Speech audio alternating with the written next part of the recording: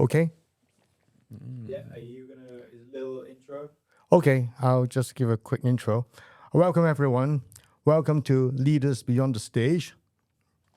We will look at leaders or redefine leadership, what it means to lead. In it that we will look at leadership from a fresh pair of eyes, particularly on the subjects of personal development, career success, and entrepreneurship.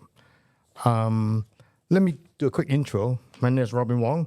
I was a corporate executive, now a coach, a mentor, and business advisor.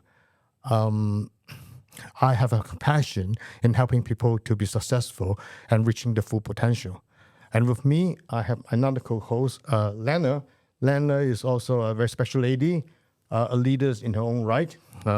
Lana just won a special award by the American Chamber of Commerce as the Women of Influence. So congratulations, Lana. Why don't you self-introduce yourself? Thank you, Robin. Hi, everyone. This is Lana. Welcome to the podcast.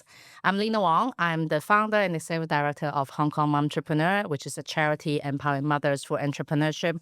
I also founded a business called Womenters that will work with corporates and especially male-dominant, industry or organizations to help with their gender equality. So, welcome to the show. Okay.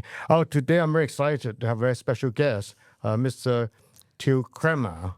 And Till is co-founder, also director of a company called Intercultural Education, an organization that specializes on fostering cultural diversity and understanding. And Till is also very passionate about youth development. So Till, why don't you tell something about your background and also what inspired you to start this company? Thanks, Robin, and thanks, Lena. Well, yes, my name is Till. In German, this is where I was born, it's called Till Johannes Kraemer. Feel free to try and pronounce my name. That's okay. Till is fine. Till tomorrow. Till next time. Yes, as you mentioned, I'm now a director, and you can tell entrepreneur, I guess. But when I was young, I was not like that at all. I was a nerdy little teenager who was interested in mathematics and physics and chemistry. And I always had these friends who had business ideas, and I was never one of those. I was the guy shooting down ideas and said, it's not going to work because of this and this and this and this. And it was more like an accident that became who I am now. I was lucky. I met the right people at the right stages in life that pointed me willingly or unwillingly into the right directions. I went to a student conference of an international student organization, and then I joined various conferences. In one such conference in Taiwan, I met a guy from Hong Kong who just happened to have very similar values and ideas to me, and just convinced me to stop everything I was doing, to quit a job I just got after university and come to Hong Kong with him to start something together, maybe just for a year or so. That's what I thought.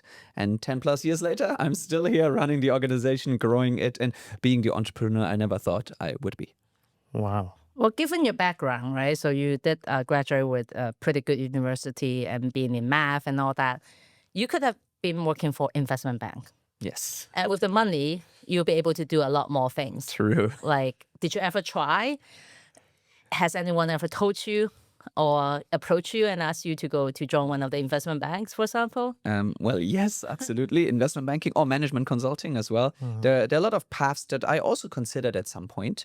However, I think there's one maybe formative event in my life in university that really helped me understand what I deeply, deeply care about. And that was, again, the student organization when we were facilitating some conferences. And I still remember there was one conference in Vietnam, back when I was a university student. I was a part of the team to help run this conference. And there were people from Thailand and Cambodia, like delegates, representatives of their organizations there. And they become good friends, just like what young people do when you put them together. And I still remember we were watching the Football World Cup, and they're having some bottles of beer and, enjoying watching the World Cup, supporting not Germany, but the other team. But that doesn't matter. They're having a good time. They become friends. And then a year later, I saw a lot of potential conflict between the two countries on the news. I saw both people from Thailand and Cambodia. And, once you're around these student organizations, you have a lot of connections on social media. And you see friends and friends of friends from Thailand and Cambodia becoming very, very nationalistic and almost wanting the rest of their community to hate the other because there's a border region and a temple. There was some shooting going on and some conflict, just a typical border conflict because both countries claim that temple for historical reasons and they both have justifications why it should be their temple. And I saw people from Cambodia and Thailand each really, really passionately saying, you should all support our side because the others, they're the bad guys. They're the evil ones who steal this temple from us. And then I saw those people joining the conference saying, hey, no matter what happens, we'll still be friends. Then they got hate from their own friends and family. I saw it in the comments, like comment warfare of saying you betray your country because you want to stay friends with the enemy. And I realized, hey, all we did was just putting them together for a few days and nights, making friends. And then this can create friendship that is stronger than political, nationalistic peer pressure. I found that extremely powerful. At the same time, I realized, hey, maybe that's the thing it's missing in this world. It's very economically globalized, but politically and psychologically in our minds, we still live pretty much in a stone age, as if we don't understand that the world actually needs us all to work together. Instead, we have leaders appealing to our base instincts of hating anyone who's not like us and supporting only people who are like us and everyone else is the enemy. And I realized that we need to actively do something to bridge cultures, to bridge religions, to bridge countries, to bridge people together, to live the world that we have to inherit together. And there wasn't any job or career perspective there. But I realized that if I meet people who have similar passions, maybe we can start something. And when we start something, maybe just for a year or two, maybe then we can go serious and get a real job. And well, then you have a baby that grows. And then I got stuck here. Wow. I mean, I guess that's what, in a way, inspired you, right, to starting the organization. Can you tell us a little bit more about how you started it and has been some of your key successes? Yeah, it's been a long journey. It's because it's a new model. Like it just doesn't exist. We can't say, "Hey, we're in this industry or in that industry." It's a completely new thing. We started 15 years ago, and the idea was really just to facilitate dialogue between people of different countries and give them a positive experience, especially at younger ages. But how do you monetize that? So we had to find a way of packaging it, selling it to schools in Hong Kong.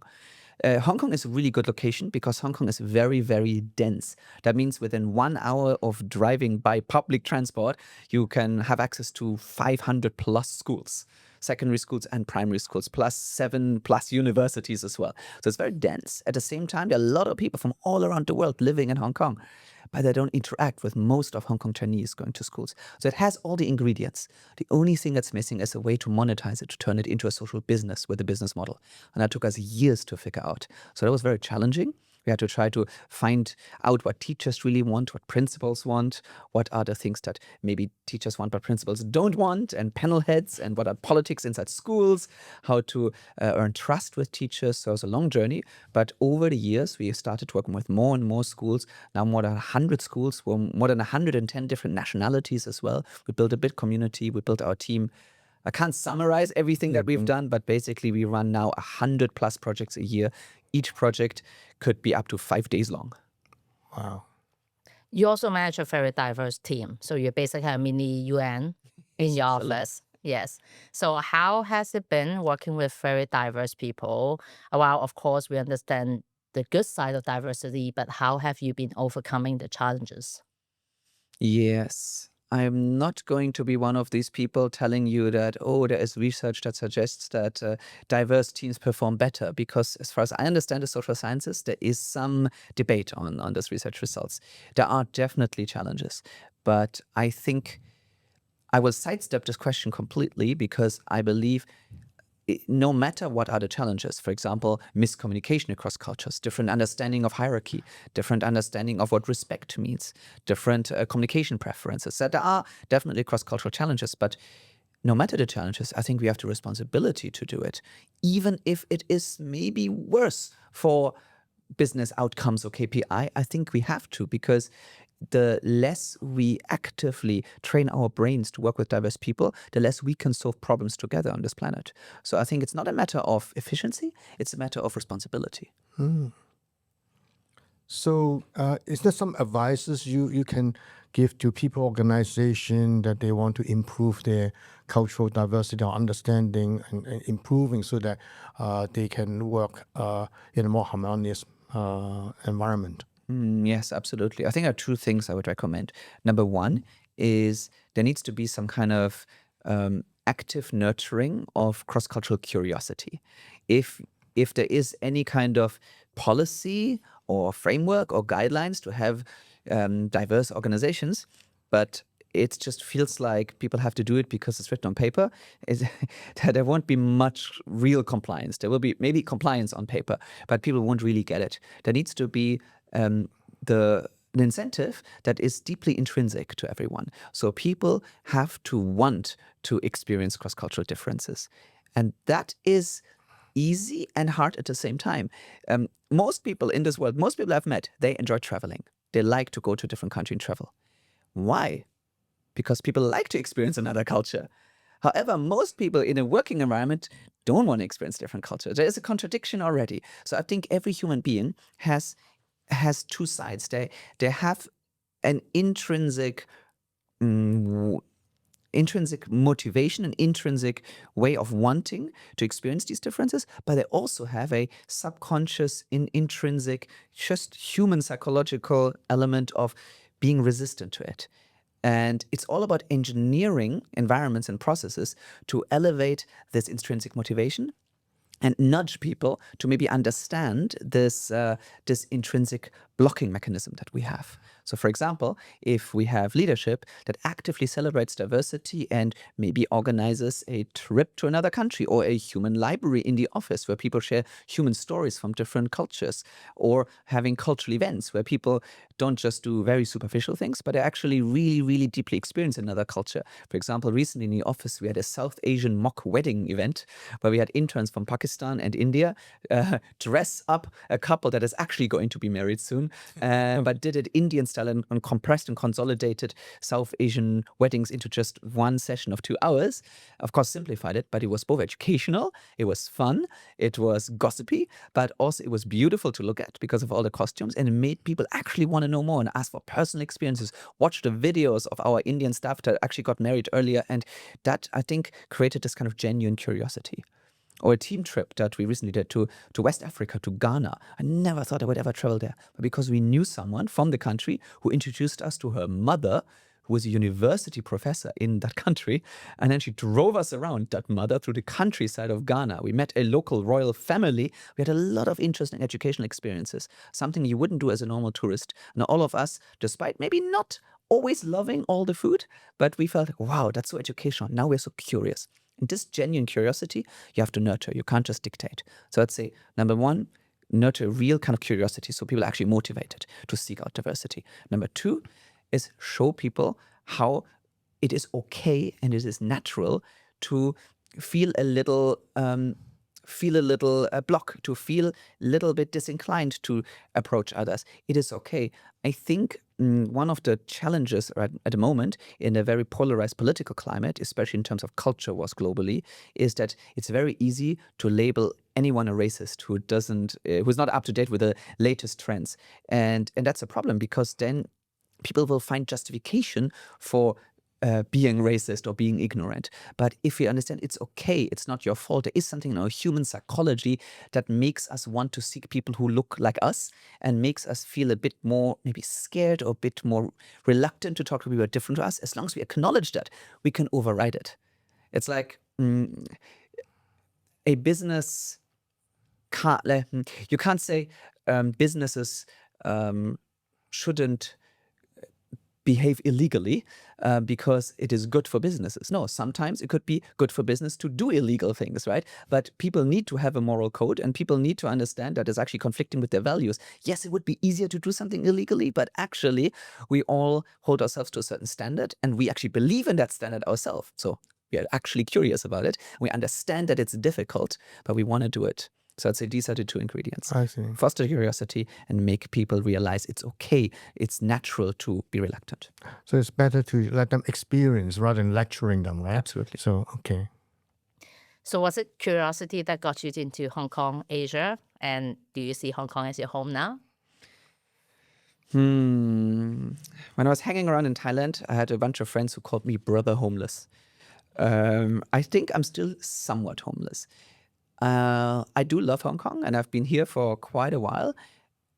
I but I know it sounds very cheesy, but I still feel myself as more of like a global citizen, an adopted global citizen maybe, because I grew up in the countryside in Germany and I never thought I would travel. I never thought I'd be like an international school kid who, lives a third world culture kind of lifestyle. I wasn't like this. I wasn't born and raised like this, but I adopted myself to have this kind of lifestyle now. So no.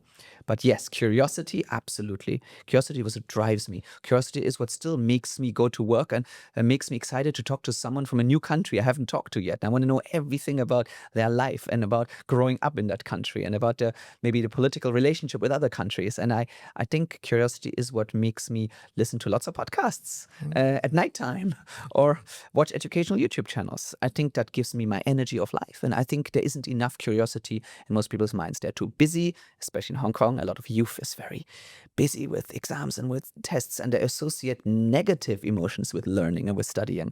And I think we need to reverse that. If you make people curious and they want to learn, they will enjoy learning. And I think everything will be better. Actually, curiosity was what got Till and I got to meet each other because of that. He was one of our first male allies to be a speaker at Hong Kong Entrepreneur very first few events. So I would think that it was definitely curiosity because he was not a parent, he was not the mother. So it was definitely curiosity that. And I was connected. curious why you would invite me. So yeah. I honestly don't remember. Oh, wow. I thought Lana asked me saying that, well, Till is the right guy to invite, so I think I should absolutely right. Well, I mean, our podcast talk about leadership, obviously, and you actually cover quite a few areas of leadership skills. From your perspective, I mean, what is a good leader? I mean, what kind of key skills besides curiosity? I mean, what kind of messages you would like to give to the audience? Yeah, that's a very good question. I wish I had an answer to this. I think that's the golden question. Once you find out, please let me know too. Honestly, I don't know. I personally do not consider myself to be a good leader. It depends how you define it, right? I'm not a big fan of this, like, oh, leader is whatever you want it to be, and you can define it any way you want, and then it becomes meaningless to talk about it. So I think the problem is the term is very vague.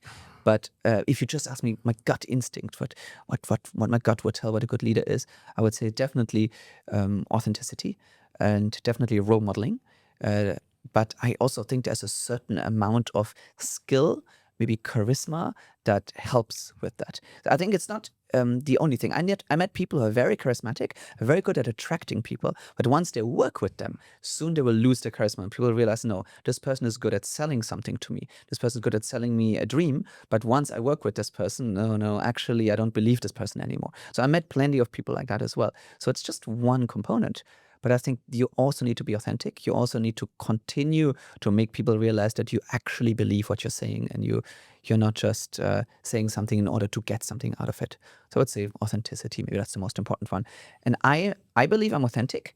I think that's how I managed to survive until now. I managed to get the people on board that I have, but I think I lack a lot of the charisma and maybe the people skills that a good leader should have.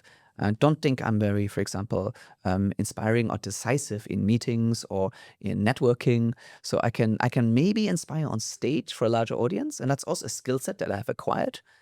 But in a small group, that's I think I still would love to be better. Maybe have more emotional intelligence when I engage with individuals in a smaller group.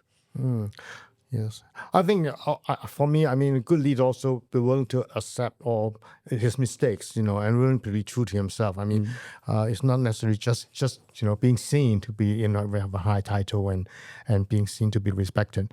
Yeah, I think I should agree with you. So you also mentioned role model, right? So do you have a role model or mentor that you really look up to that inspire you over the years? I wish I could give you one. Not really. Maybe I'm just not very coachable. We're inviting a guest who has no answer to all our questions. I'm sorry. I'm just being honest. I'm just being authentic. Yes. Yeah, I mean, I had maybe mini mentors over the years who at some crucial points gave me this idea. For example, in secondary school, there was this one guy who says, hey, you can actually apply to Oxford and there's nothing that is... That won't hurt you. Just the worst you can have is rejection. You have maybe a nice trip there for interviews, and if I didn't meet this person, I never would have gone there. So it's really some key individuals you meet, but it's not like they mentored me over a long period of time. But I would say maybe indirectly, there are two people. I think this is called a parasocial relationship. They don't know who I am. They're just internet celebrities.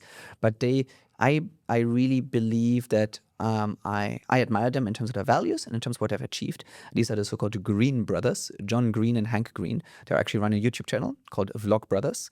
The one is two brothers. One is an author who wrote a couple of pretty famous books. And another one is someone who created one of YouTube's biggest channels on science communication. And they have a YouTube channel where they just give advice to each other back and forth and to the public. And I think there's a lot of wisdom inside. There's a lot of good values inside. They really strive to make the world a better place and really showed me that humanities and sciences can be consolidated into one core to help make the world better.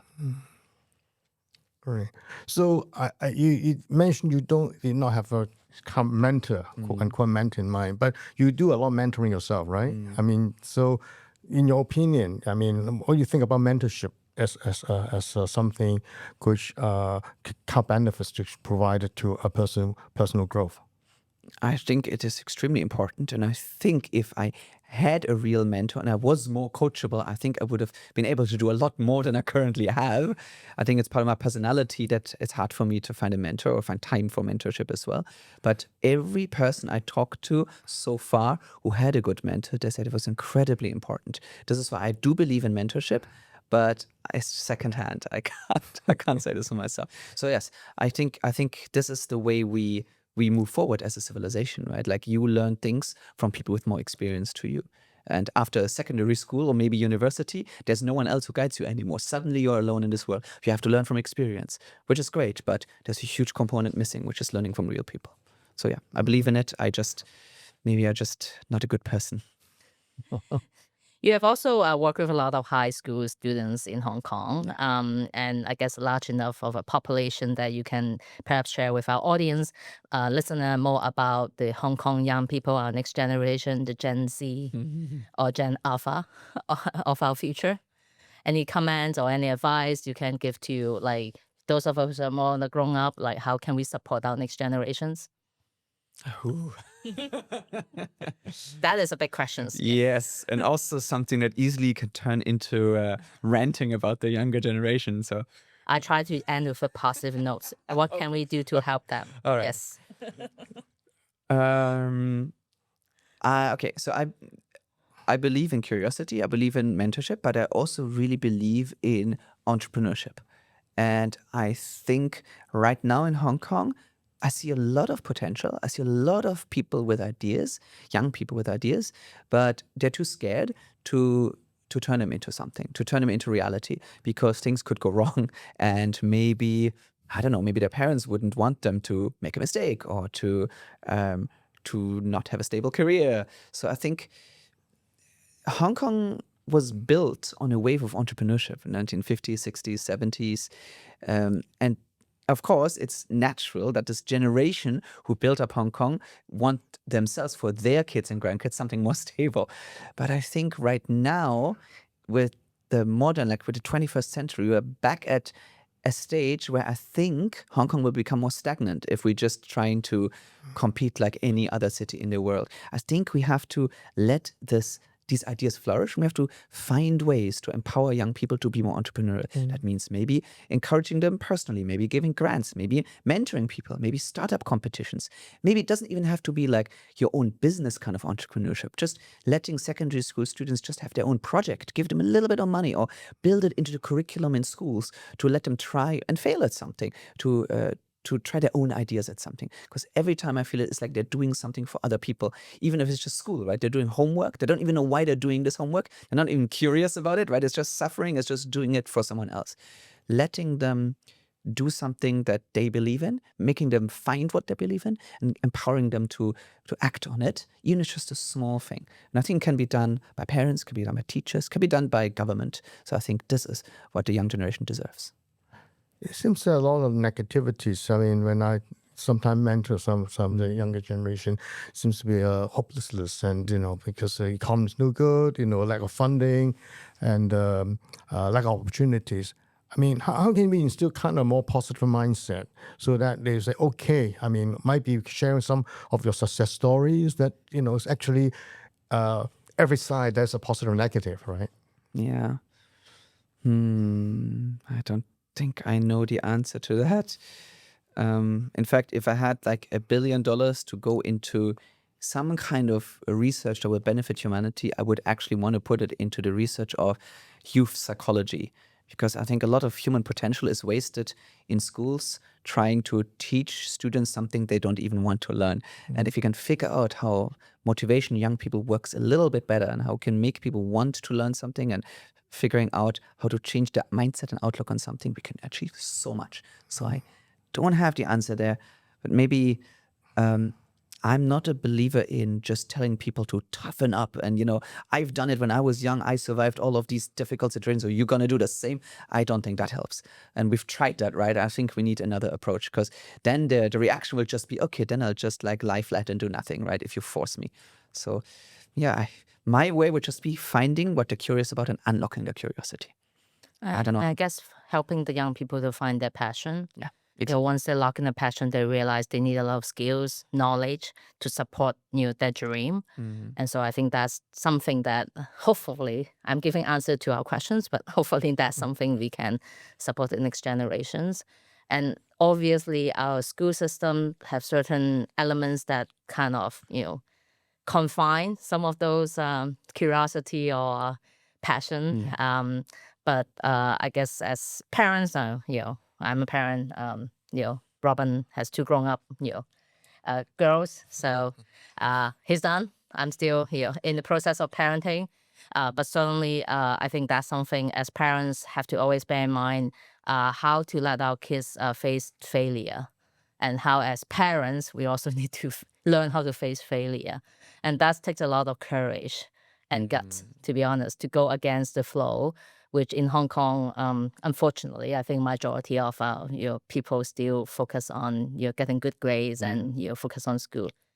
But okay, let's just change a little bit. So you also participate in quite a few of TED Talks. And so public speaking is your greatest enemy to a lot of people that they have great fears on. Like how, any sharing of tips to be a better public speakers from experience? I mean, usually I teach around a 6-hour masterclass to teach exactly that. We don't have 6 hours. Give us a 6 minutes answer then. All right. Two main components, I would say.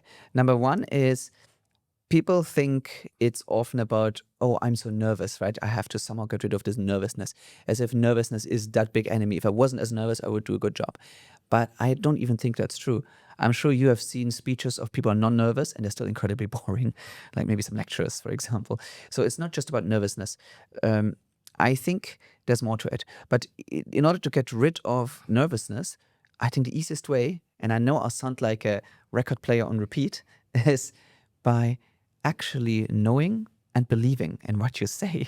So many times people are nervous because they know that they actually don't know what they're saying. They do some quick research. Maybe they have to give a presentation or talk about something. So they, I don't know, go to Wikipedia and summarize it. And then the nervousness comes from them actually not knowing the subject matter, or they have to impersonate someone else to speak, right? They don't actually know it, or they don't believe in what they're saying. They're saying words, but it doesn't come from themselves, really. Any nervous person, usually I challenge a person who finds it nervous to speak on stage, and I ask them one-on-one, okay, find something they have an opinion on, they care about, and then I, on purpose, disagree with them, and I ask them, convince me, why am I wrong? And usually they're full of confidence, they can tell me why I'm wrong. And they don't realize they're just getting a really good public speech. It's just that they actually believed in what they said. So most of the time, the problem is the subject matter. They say something they don't believe in, or they say something they don't know about. So that's the nervousness side. And the other side is muscle memory. Presentation skill and public speaking skill is a skill. And every skill works on muscle memory. For example, walking, riding a bicycle, any sport, dancing, any musical instrument, piano, violin, all of this is muscle memory. We don't think actively, let's say piano, we don't think actively about every key we press, right? It's like, I'm not sure if any of the listeners here have played the piano, maybe some of you, but you can imagine, right? You don't actively think, your fingers just move. We call it muscle memory, even though it's in our brain. But this muscle memory got created by just two components, by repetition, lots of repetition, and by rapid feedback. We press the wrong key, we can instantly hear that's the wrong key, and we try again. We press the wrong key, we can hear it. We try again until we just do it. Similar to walking. Young babies, when they start walking, right, toddlers, they start walking, they fall down. Gravity gives them instant feedback. But when we speak, usually we don't have instant feedback, right? You give the entire presentation. People are usually not honest with feedback. Oh, you did a great job. And then you have to somehow guess what you did well. And in school, also, like maybe you prepare for your presentation. Maybe one time you rehearse, then you give a presentation. Then if you're lucky, the teacher gives you some feedback. And then you never do the same presentation again because that one's done, right? And then you do some other presentation half a year later. So you never really build muscle memory. Imagine you played the piano by practicing one song that is 10 minutes long, a 20-minute piano concert. And then after the whole 20 minutes, the teacher will tell you, after 4 seconds, you hit the wrong key. Oh, but never mind, you're never going to play this song again anyway. You can never learn to play the piano. So if you treat it like a skill with muscle memory, you do small presentations again and again and again, you get instant feedback by a bunch of your friends who just tell you what your arms are doing, your eyes are doing, your mouth, your face, your voice, your posture, and you improve rapidly using this kind of feedback model. You can improve very fast. Wow, that's great advice. I'm very lucky because my wife gave me very instant feedback. Intended. Well, that is true. When you're married, yes, you have someone who constantly gives you feedback. I'm not too sure if the positive side, but definitely negative feedback. Yes. Yes, this is very good. I heard many people giving advices how to be better speaker, but you have given it a very interesting perspective. Thank you. So talk about your leading your organizations and how do you define success for your organization? As a social enterprise, I don't know if you're definitely not looking to list it, exit it, or somehow how do you measure that success? Yeah, we don't have an exit strategy. We're not going to get listed at the stock market. No, there are hard numbers that we can measure, right? Like number of projects, number of students impacted. We can find success stories as well. So there are those classic indicators. And I do enjoy looking at spreadsheets and seeing that, year after year, maybe our revenue increased, the number of people impacted increased. That, of course, that's nice. But I also have something very anecdotal. It's maybe a bit selfish, but I mentioned before, once a year we do a team trip where the entire team or the core team of our full-time staff go to a different country, ideally country none of us have been to before, but ideally a country where we know someone who knows someone who can give us special experiences.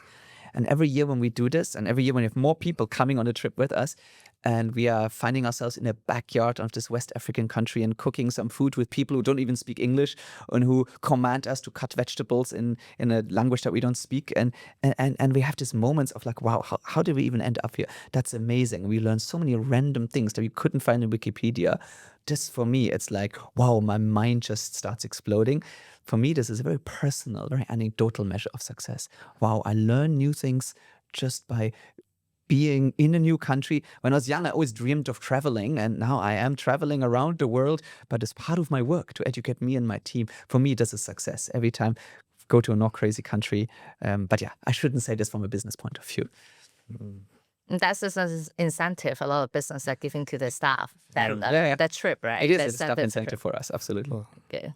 I wish my ex-company or previous companies will do this kind of initiative. It's really amazing.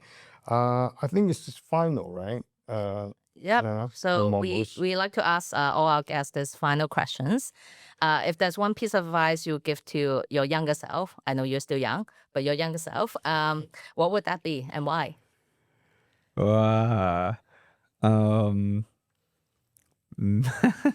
Okay, maybe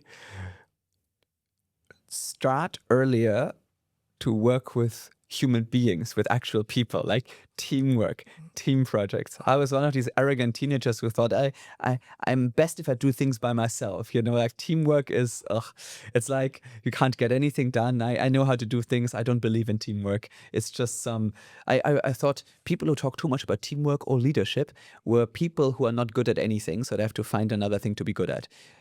Only later did I realize, oh no, you can't get anything done by yourself. You need a team to make meaningful changes and impact.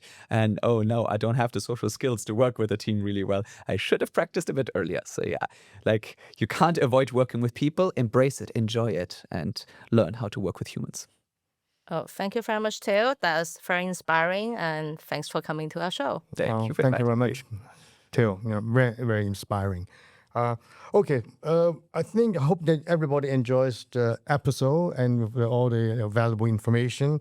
And if you like our episode, please give us feedback and subscribe to it. And we'd like to hear more from you, the audience, and then we'll try to do our best, receiving your feedback. Thank you. Thank you.